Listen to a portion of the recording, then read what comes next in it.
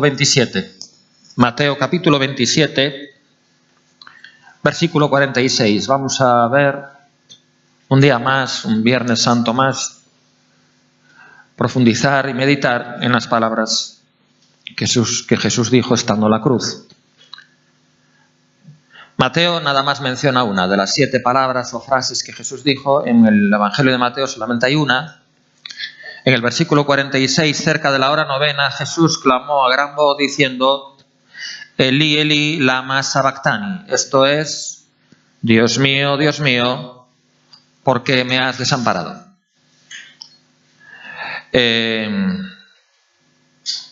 Algunos de los que estaban allí decían al oírlo: a Elías llama a este. Es curioso, pero el lenguaje que Jesús empleó al decir supuestamente estas palabras fue el arameo. Elí, Elí, lama sabactani son palabras arameas. El arameo es el idioma que se hablaba en el tiempo de Jesús. Es el idioma que el pueblo hablaba. Es como el hebreo, son los dos lenguajes, idiomas semíticos, los dos tienen una raíz común, se escriben igual, en los textos antiguos se escriben igual, nada más se escribían las consonantes. En los textos antiguos solamente aparecen 3 consonantes. Las consonantes, y 3 consonantes es una palabra raíz. Y las vocales es lo que diferenciaba al arameo del hebreo. Las vocales eran para pronunciar correctamente. Por eso, en Lucas, en el capítulo... No, en Juan, vamos a Juan. Juan capítulo 19. En Juan capítulo 19 y versículo 20...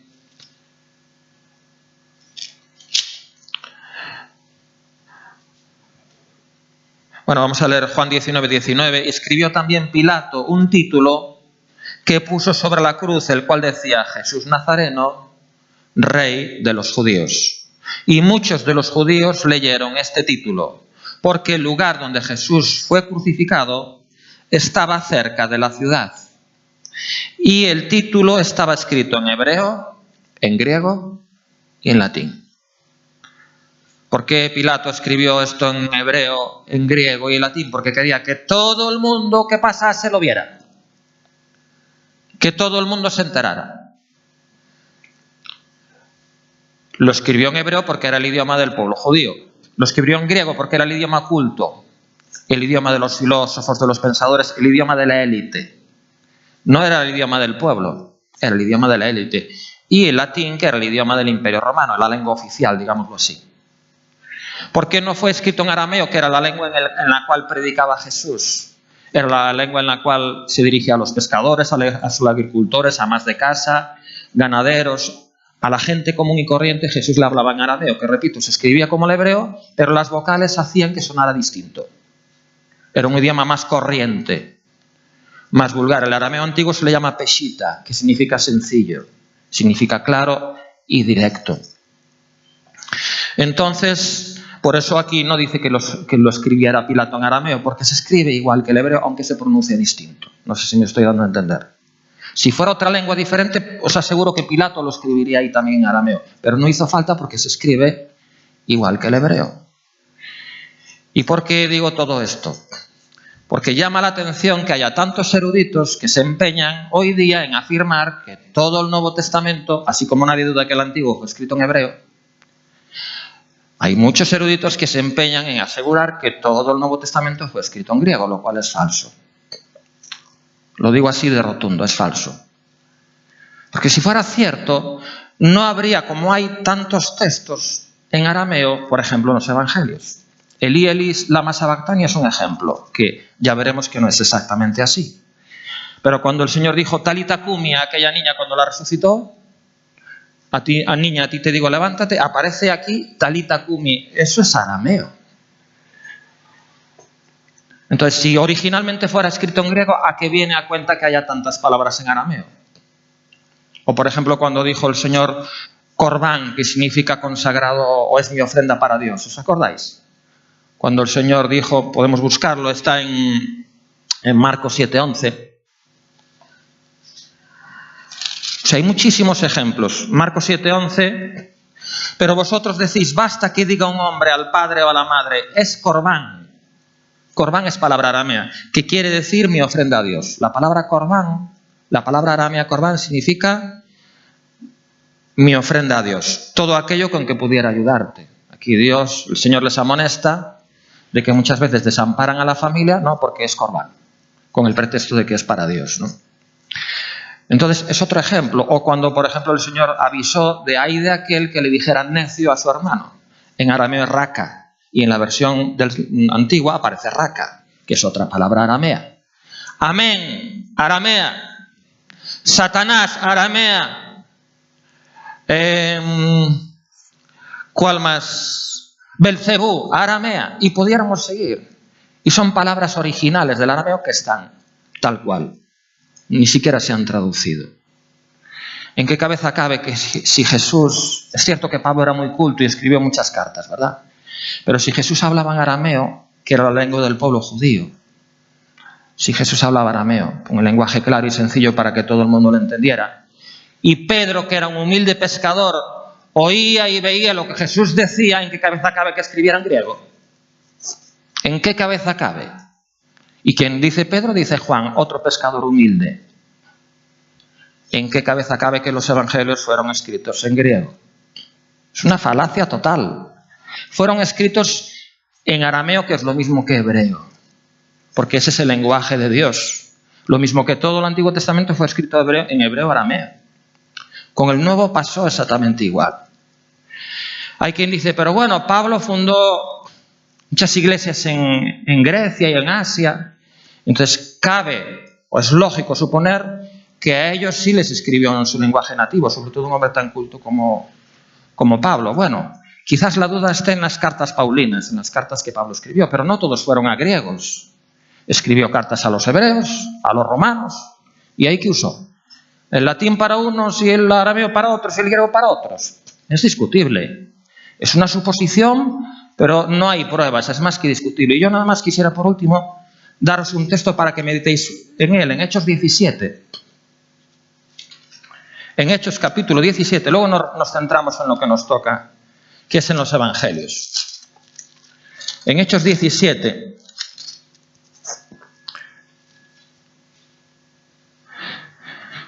en el versículo 10, esto ocurrió después de estar en Tesalónica. En Tesalónica hubo un alboroto terrible, porque los judíos alborotaron a todo el mundo, porque estaban predicando la palabra. Versículo 10, inmediatamente, estoy en Hechos 17, 10, los hermanos enviaron de noche a Pablo y a Silas hasta Berea. Y ellos, habiendo llegado, esto fue después de Tesalónica, habiendo llegado, entraron en la sinagoga de los judíos. Y estos eran más nobles que los que estaban en Tesalónica. Vamos a ver por qué eran más nobles los de Berea. Pues recibieron la palabra con toda solicitud, escudriñando. Estos no se tragaban todo lo que les decía, no, escudriñaban, investigaban a fondo, Es lo que significa escudriñar, investigar a fondo. Escudriñando cada día las Escrituras para ver, para comprobar si estas cosas eran así. Cada día los de Berea eran más nobles porque cada día investigaban, a ver si esto que nos cuentan es así. O sea, no se tragaban todo lo que oían. Y la pregunta es, ¿dónde lo escudriñaban? ¿Dónde lo escudriñaban? En el Antiguo Testamento, porque el Nuevo aún no había sido escrito. Aún Pablo andaba por ahí de misionero. No sé si me explico. En el Antiguo Testamento. Y fijaros lo que dice después. Así que creyeron muchos de ellos y mujeres griegas de distinción y no pocos hombres. Así que las mujeres griegas y no pocos hombres griegos, porque Berea es una ciudad de Grecia, escudriñaron ¿en dónde? En el original hebreo. En el original hebreo, y eran griegos. Yuhu. Bueno, ¿y por qué dices todo esto? Bueno, porque un doctor, todo esto lo podéis comprobar, como yo lo comprobé, buscando en Google. Buscas en Google y te aparece toda la información que quieras y más. Un doctor que se llama el doctor Lanza, él nació en Turquía Oriental, quiero recordar, Murió en el 1970 y algo, nació en el 1892, quiero recordar, y murió en el 1970 y algo, pero en el 1933 él era de los pocos que quedan en el planeta Tierra nativos que conocen a la perfección el arameo, el lenguaje que se hablaba en el tiempo de Jesús, de los pocos, ¿verdad? Todavía queda, me enseñó Isabel un documental que vio, aún queda una región del planeta donde todavía se conserva la lengua, que está a punto de perderse, el arameo. Muy poquita gente queda. Y el doctor Lanza era uno de esos. Y él en el 1933 tradujo la Biblia, que yo la tengo, la busqué online y la encontré, la tengo en casa en el ordenador, la tradujo del arameo antiguo, de lo que se llama el Peshita. Los textos antiguos del arameo, no del griego, porque todas las traducciones, incluida esta, vienen del griego. Las del Nuevo Testamento, las del Antiguo Testamento vienen del hebreo. Pero todos los Nuevos Testamentos, ¿cuántos hay? La versión del 60, la versión antigua, la Biblia de las Américas, la Nácar Colunga, todas cuantas hay vienen del griego, todas, ¿eh? Por eso ves a los eruditos y a los pastores y a los maestros, a ver, pero tal palabra en el original en griego dice tal que significa cual. Lo mismo que en el antiguo hacen con el hebreo. Pero este hombre no, el doctor Lanza lo que hizo fue ir directo al arameo. Y coger, por ejemplo, los textos de los evangelios, y yo lo comprobé porque yo tengo la Biblia de él. Él tradujo la Biblia del arameo al inglés, no al español, ¿eh? Tradujo del arameo al inglés. Y en los países de habla anglosajona quizás es la que más se usa.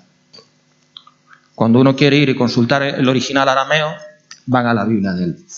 Y en el texto de Mateo que leímos antes, 27:46, que lo tenéis también en Marcos, en el Evangelio de Marcos, la única referencia que se hace a lo que Jesús dijo también es la misma en Marcos 15:34. Marcos 15:34.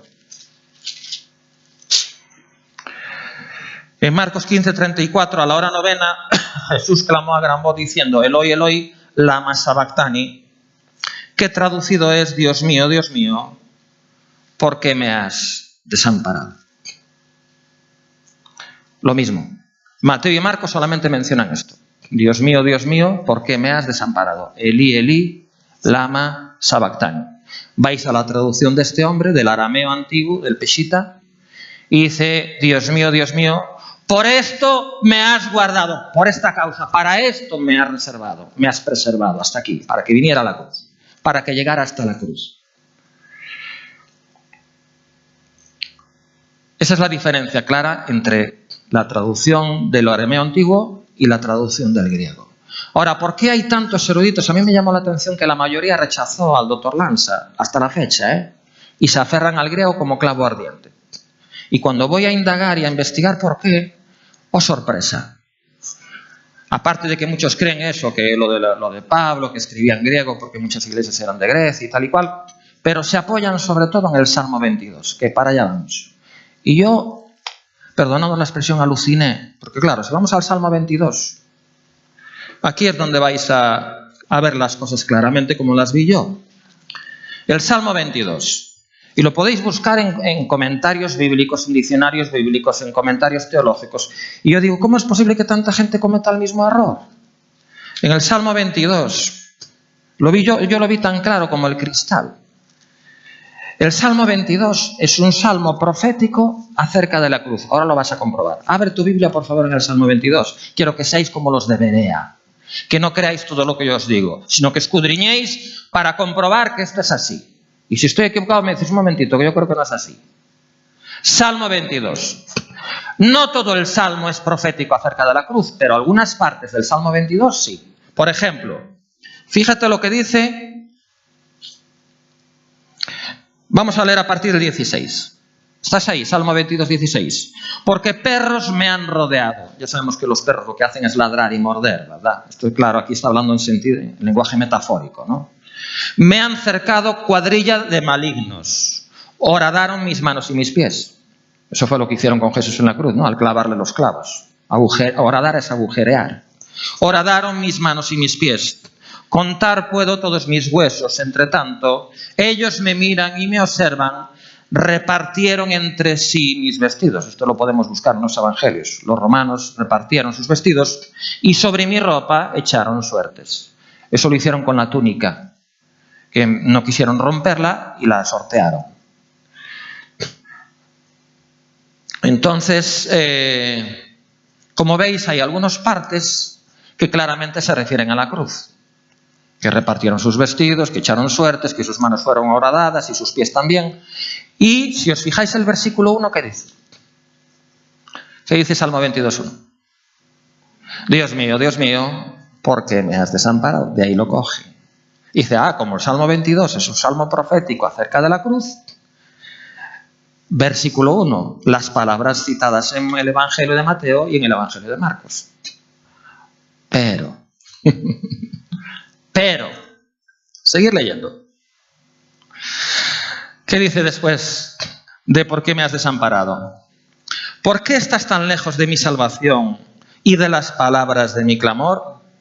Dios mío, clamo de día y no respondes, y de noche y no hay para mí reposo.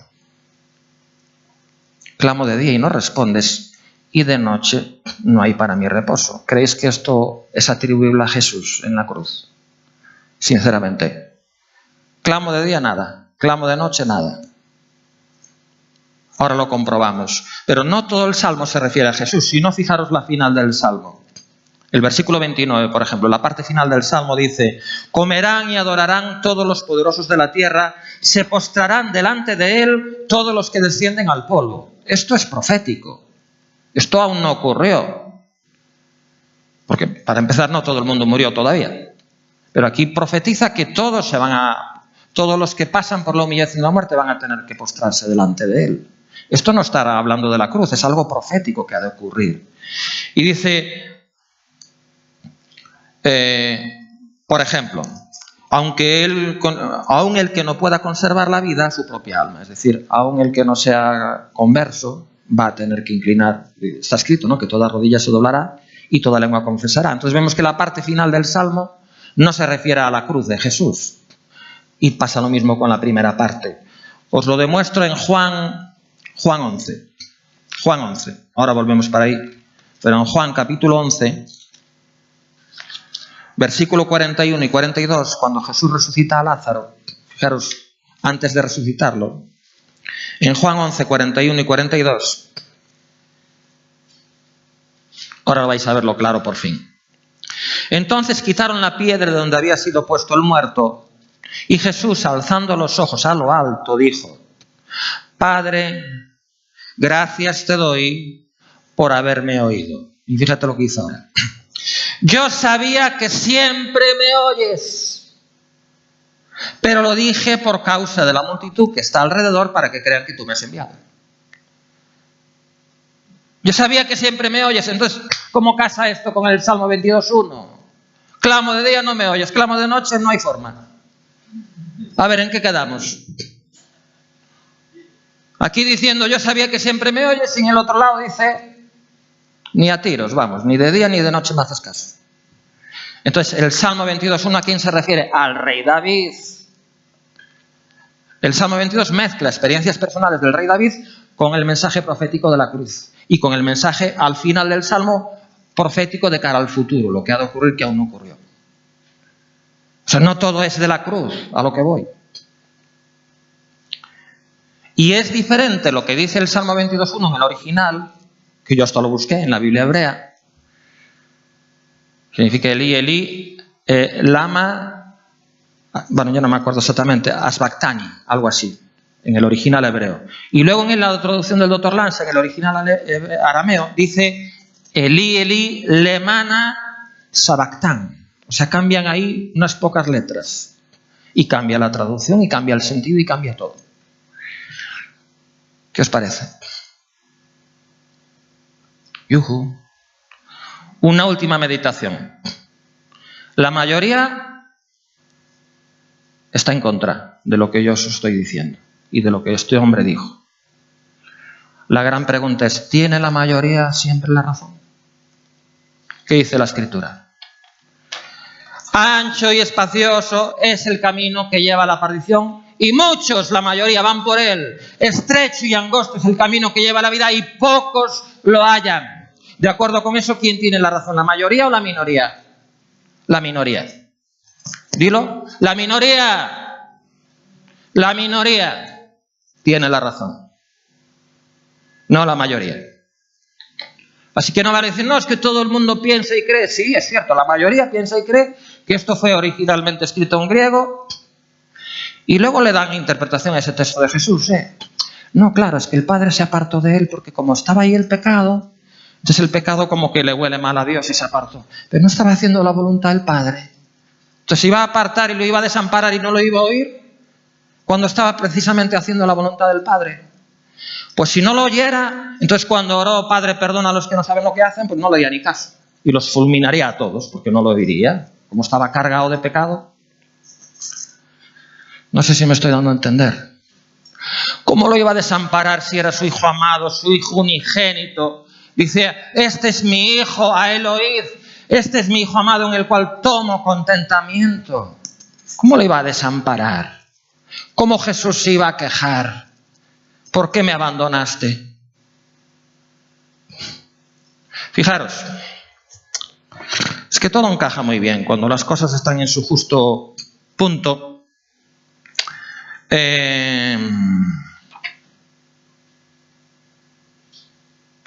Juan 18:11, Juan 18:11, cuando apresan a Jesús en el huerto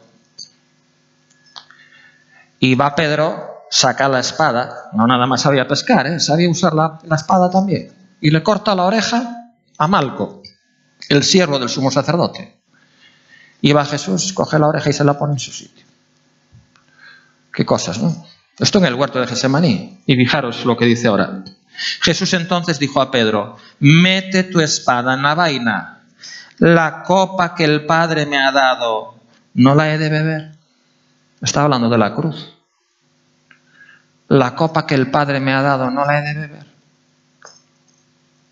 Entonces, ¿qué sentido tiene? ¿Por qué me has dejado aquí a mi suerte? Es un contrasentido con todo el resto. No sé si me explico. Sin embargo, la traducción del Dr. Lanza tiene todo el sentido del mundo. Porque Jesús pasó las 1001. Intentaron matarlo, intentaron despeñarlo, intentaron apedrearlo, pero siempre fue guardado.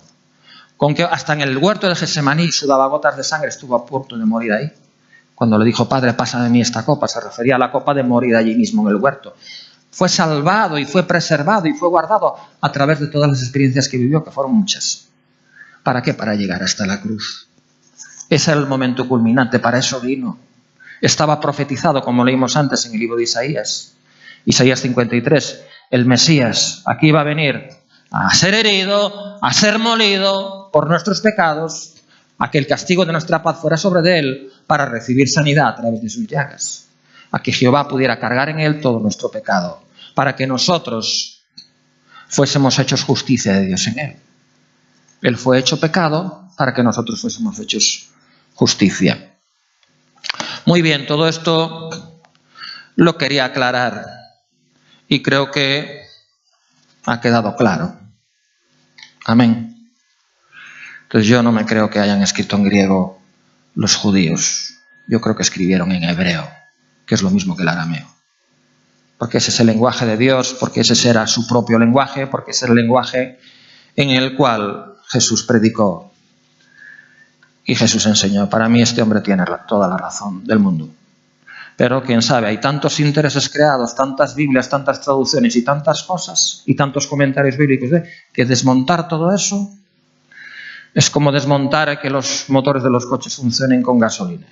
Aunque haya el motor de agua, dice, no se puede desmontar todo lo que hay montado. Hay muchos intereses creados. Pues, quién sabe por qué, pero precisamente quizás esa sea una de las razones por la cual se rechaza lo que este hombre dijo, esta traducción. Muy bien, vamos a Lucas 23. Vamos a seguir viendo más pasajes que Jesús habló. Lucas 23.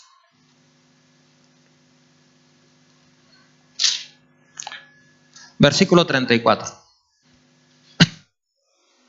Ya digo que Mateo y Marcos nada más comentan lo de Elí, Elí, lemana sabactán. Ya lo voy a decir bien.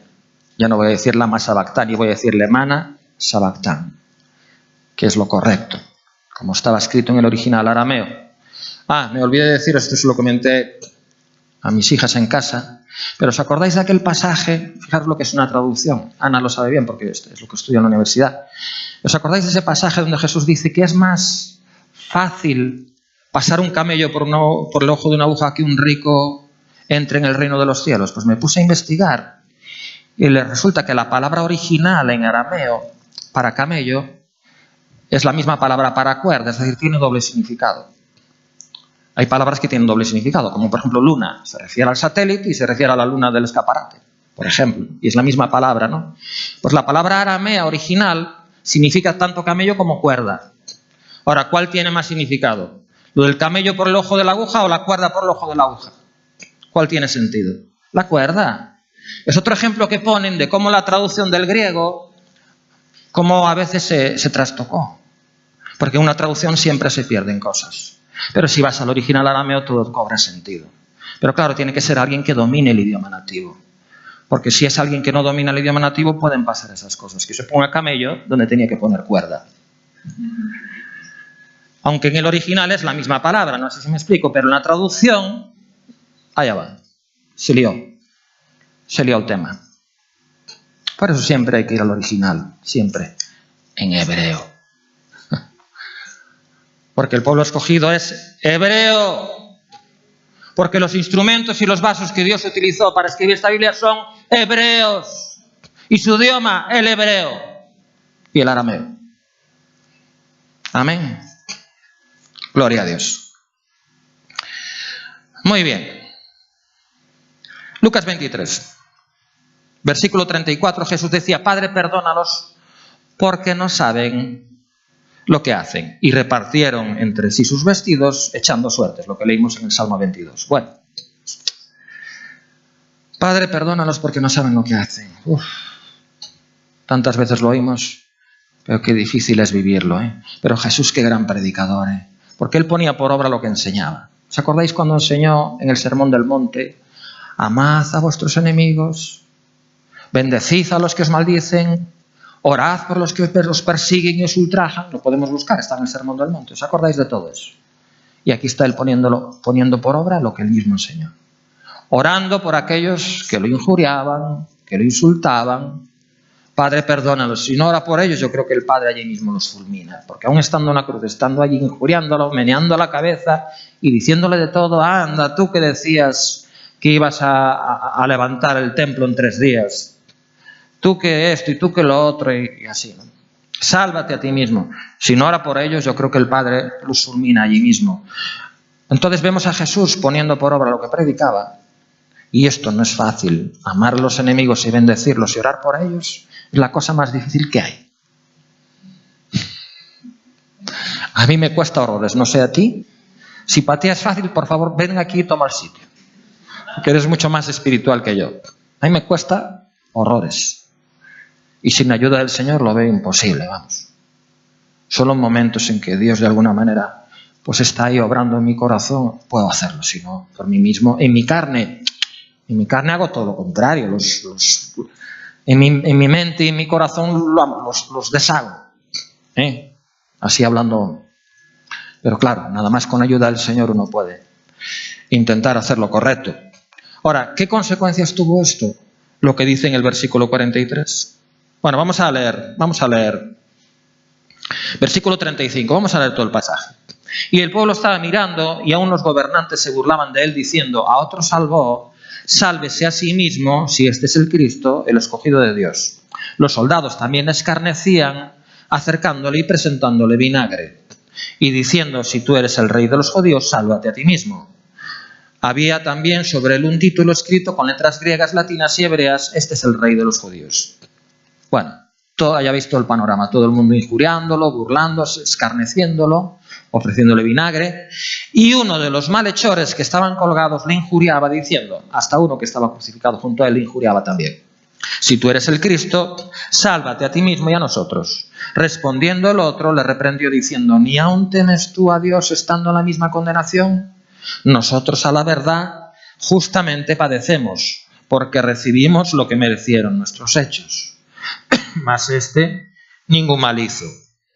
Y dijo Jesús: acuérdate de mí cuando vengas en tu reino. Aquí viene la siguiente frase, tercera. Entonces Jesús le dijo, de cierto te digo que hoy estarás conmigo en el paraíso. ¿Por qué el malhechor pudo reaccionar de esa manera? Y no como los demás. ¿Qué es lo que vio? Que le impactó hasta tal punto que se dio cuenta que el hombre era especial, que no era ningún fraude. Orar por sus enemigos. Él fue testigo cuando Jesús estaba orando por sus enemigos, estando en la cruz. Si fuera un fraude, si fuera un falso profeta, estando sufriendo con todos los dolores de la cruz y aún por encima injuriándole, ¿iba a orar por sus enemigos? Claro que no. Eso no lo hace un falso profeta. Entonces ahí se dio cuenta que era auténtico. O sea, algo tenía que tener de real y de verdadero ese hombre para poder ser capaz, en las circunstancias que estaba viviendo, orar por esa gente. Entonces ahí se dio cuenta. Y entonces reconoció su condición. Nosotros estamos aquí sufriendo lo que merecemos, pero puedo jurar que es inocente.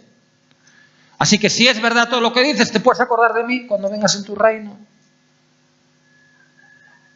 Y fijaros la respuesta de Jesús, hoy mismo se va a cumplir en ti lo que dice el Salmo 51.3. ¿Lo buscáis un momentito? Salmo 51.3, porque fue lo que le dijo Jesús. Ya estaba profetizado, ya estaba escrito. Y esto es válido para nosotros. ¿Tú quieres que tu infierno se convierta en paraíso? Es muy fácil. Ya el Señor lo prometió que lo iba a hacer. Salmo 51.3. Ciertamente. ¿Sabes por qué dice ciertamente? Porque ¿cómo lo dudamos? No, pero esto... No, ciertamente. Créelo. Creo que esto va a ser así. Ciertamente consolará a Jehová a Sión. Consolará todas sus soledades. Y cambiará su desierto, su asolación, su desolación en paraíso. Isaías 51.3. Dije Salmo, perdón. Isaías 51.3, perdón. Vuelvo a leerlo. Ciertamente consolará Jehová a Sión. Consolará todas sus soledades. Cambiará su desierto en paraíso y su soledad en huerto de Jehová. Se hallará en ella alegría y gozo, alabanza y voces de canto. ¿Quién lo va a hacer? El Señor, Jehová. Es una promesa de que lo va a hacer. Lo hizo allí mismo en la cruz. Ahí demostró de que lo iba a hacer. Y lo iba a hacer en ese mismo día. En ese mismo día. No iba a pasar el día, no iba a acabar el día sin que lo hiciera. ¿Qué tuvo que hacer aquel malhechor? Si alguno piensa, no, pues que yo soy muy mala gente. Bueno, ¿y aquel malhechor que era buena gente? ¿Por qué estaba allí en la cruz? ¿Por bueno? ¿Por buena gente?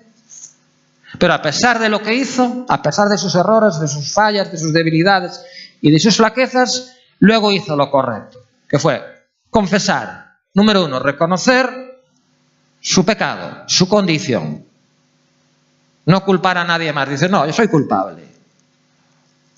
Número 2, tú eres inocente. Tú fuiste herido y molido, pero no porque tú lo merecieras, sino porque yo lo merecía en mi lugar.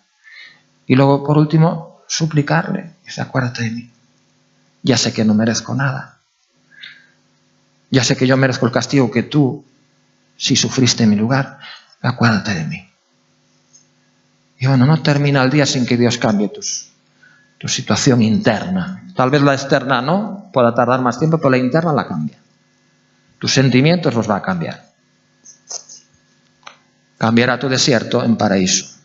Y tu soledad en huerto de Jehová. Como pasó con Ana, la madre de Samuel.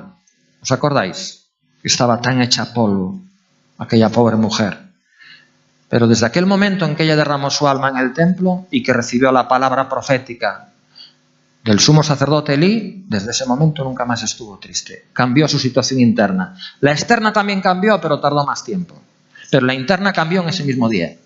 ¿Por qué? Porque ella derramó su alma delante del Señor.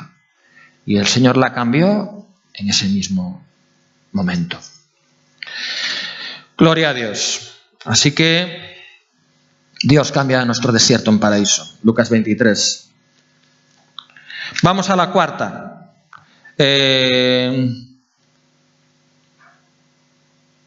Lucas 23, estábamos en Lucas 23. Sí. Versículo 46.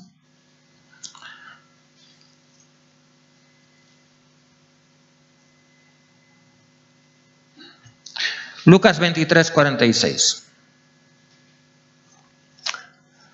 Entonces Jesús, clamando a gran voz, dijo: Padre, en tus manos encomiendo mi espíritu. Y habiendo dicho esto, expiró.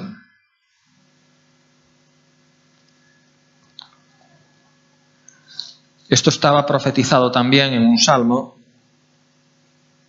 En el Salmo 31.5 dice: lo mismo, en tu mano encomiendo mi espíritu. O sea, muchos pasajes de los evangelios de Jesús en la cruz estaban ya profetizados en los salmos. Muy bien, ¿esto qué nos enseña? Que si Jesús lo hizo, ¿cuánto más nosotros? Si Jesús, que era el Hijo de Dios, encomendó al Padre su espíritu en medio de una situación tan dolorosa y tan trágica humanamente hablando, Él puso todo en las manos del Padre, cuánto más nosotros. Cuando nuestro espíritu se acongoja, se llena de aflicción, de dolor, de dudas, de miseria, ¿qué tenemos que hacer? Ponérselo en las manos del Padre. Eso es lo que dice el Salmo 37.5. Vamos a leerlo un momentito. El Salmo 37.5. Lo comentábamos ayer precisamente. Esto fue lo que hizo Jesús en la cruz también. Salmo 37.5.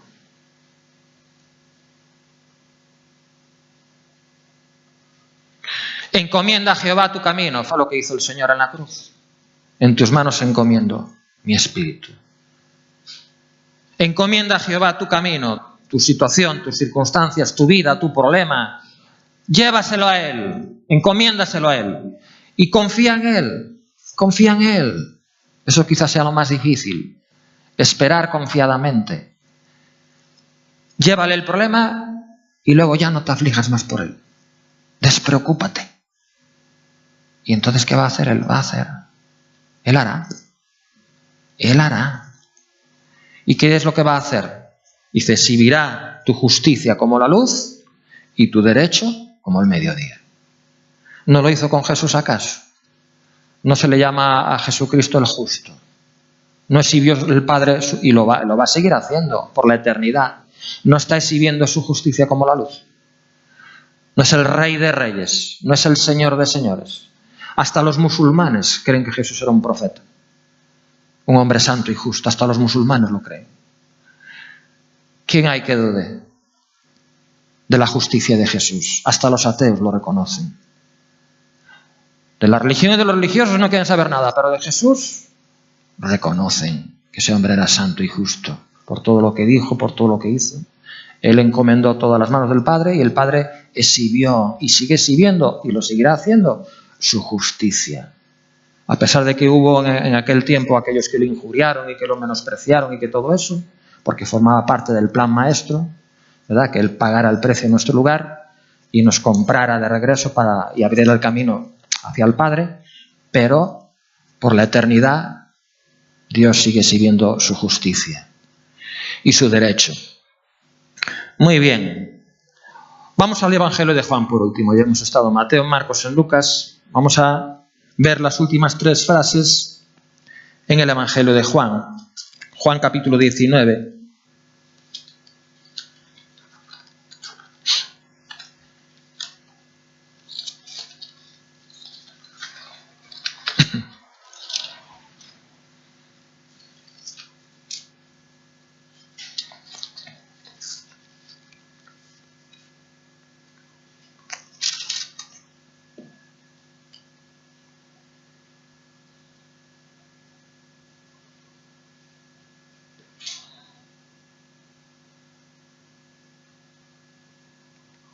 Juan capítulo 19, estoy en el versículo 26.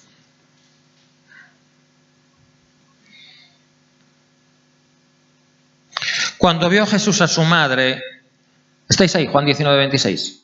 Cuando vio Jesús a su madre y al discípulo a quien él amaba, que estaba presente, dijo a su madre: mujer. No le dijo madre, le dijo mujer, porque ahí estaba hablando no el Hijo del Hombre, sino el Hijo de Dios. Mujer, he ahí tu hijo. Después dijo al discípulo: he ahí tu madre. ¿Quién era el discípulo amado? Pues era Juan, el que se le recostaba en el pecho, el que escribió este evangelio. Y desde aquella hora el discípulo la recibió en casa. Bueno, Aquí estuve meditando a fondo y la pregunta es, ¿por qué elegiría a Juan? ¿No tenía más familia María acaso? ¿No tenía otros hijos aparte de Jesús? Los tenía, aunque la Iglesia Católica lo niegue y diga que son primos. Ahí claramente dice, lo podemos buscar, cuando, ¿os acordáis? Cuando la madre y los hermanos fueron a tratar de impedir o estorbar el ministerio de Jesús cuando estaba predicando a las multitudes. Y cuando Jesús le dijo, cuando dijeron, oye, tu madre y tus hermanos quieren verte. Mi madre y mis hermanos, los que hacen la voluntad de mi Padre, esos son mi madre y mis hermanos. ¿Os acordáis? Y no los quiso ni recibir. Pero ella habla claramente de la madre y de los hermanos. La gran pregunta es, si tenía más hijos la Virgen María, ¿por qué Jesús se lo encomendó a Juan? ¿Qué pasa? ¿Que los otros hijos no la querían o qué? ¿Y por qué a Juan y no a otro discípulo? Son las dos preguntas que yo me hice. ¿Por qué a Juan? Si había más familia, ¿por qué no la otra familia? Bueno, porque hay dos requisitos, hay dos necesidades. El ser humano tiene dos necesidades, una natural y otra espiritual. La necesidad natural es la necesidad de amor, de amar y ser amado, de recibir amor. Por eso eligió al discípulo del amor. Yo no digo de que a lo mejor otra familia, otros hijos pudieran amar a su madre, a María. Pero desde luego entre los discípulos, el discípulo del amor, aquel con el cual tenía una relación de amor más íntima y más personal Jesús, era con Juan. Por eso entre todos lo eligió a él. ¿Y por qué eligió a Juan y no permitió que sus hermanos, por ejemplo, que eran hijos de María, pues fuera con ellos? Porque no le podían satisfacer la necesidad espiritual.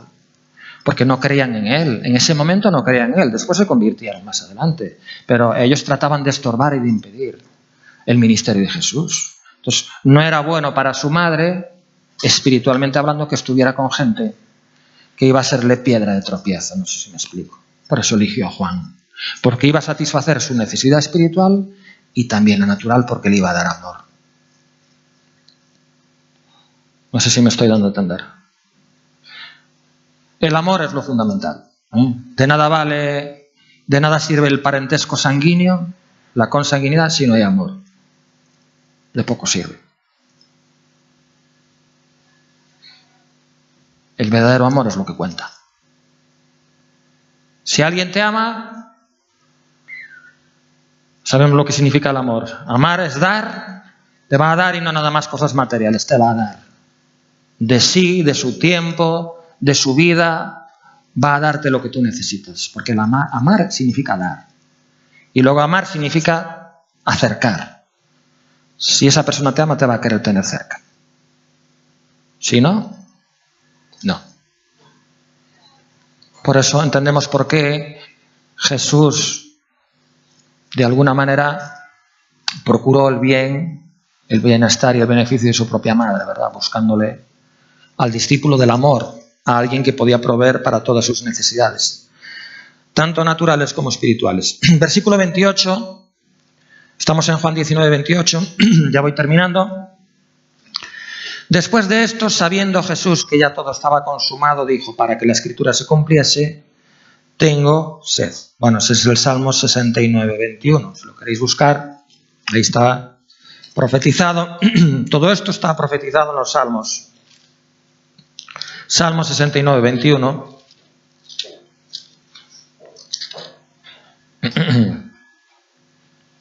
Me pusieron además hiel por comida y en mi sed me dieron a beber vinagre.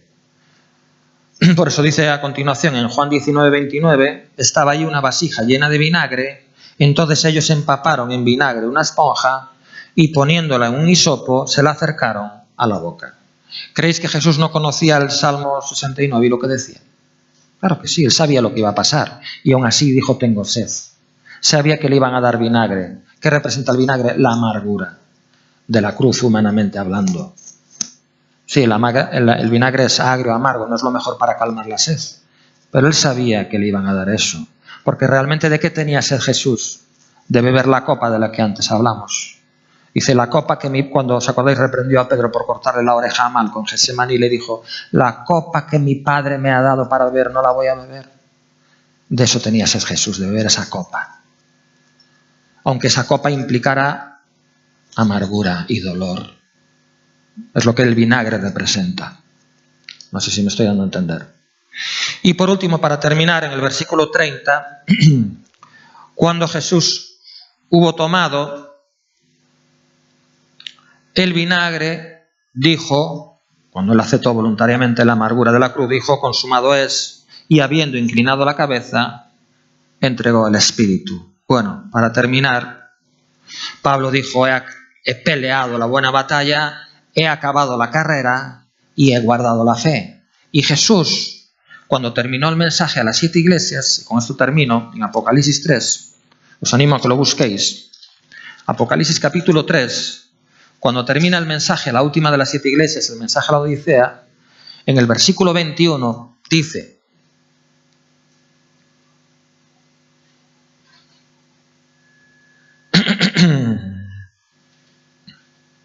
Apocalipsis 3, 21. Dice, al que venciere, ya sabéis lo que el Señor le recrimina a la iglesia de la Odisea, la tibieza, la mediocridad y todo eso. Dice, al que venciere, le daré que se siente conmigo en mi trono, así como yo he vencido y me he sentado con mi Padre en su trono. El que tiene oído, oiga lo que el Espíritu dice a las iglesias. Cuando dijo consumado es, lo que estaba diciendo es cumplir con todo el propósito de la voluntad de mi Padre. Lo que Dios quería que yo hiciera, lo hice, lo llevé a cabo, lo cumplí. Nada ni nadie pudo impedir ni estorbar, ni ninguna criatura, ni el diablo, nadie pudo impedir que el propósito de la voluntad de mi Padre lo llevara a cabo. Es lo que significa consumado es. Por eso dice, he vencido, y como he vencido, he cumplido con el propósito de la voluntad del Padre, por eso me he podido sentar en su trono. Y el que venciere, se va a sentar conmigo en mi trono. Es un reto y es un desafío para todos nosotros. Y fijaros, repito, este es un mensaje para cristianos, el mensaje de la iglesia de la Odisea, donde les dice, porque tú dices, yo soy rico y me he enriquecido y de ninguna cosa tengo necesidad. Eres tibio, ni frío, ni caliente. Yo reprendo y castigo a todos los que a mí luego estoy a la puerta y llamo. O sea que el Señor estaba fuera de esta iglesia. Estoy llamando a la puerta para que me dejes entrar. Y luego dice al que venciere todas estas cosas.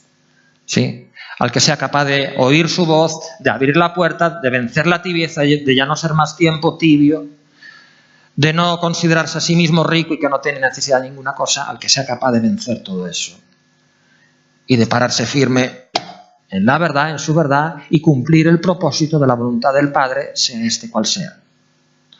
Eso es vencer. Y entonces uno va a poder sentarse con Él en el trono. Vamos a ponernos de pie, vamos a darle, en primer lugar, gracias a Dios por lo aprendido. Y luego vamos a seguir con el servicio, con lo que tenemos planificado para hoy.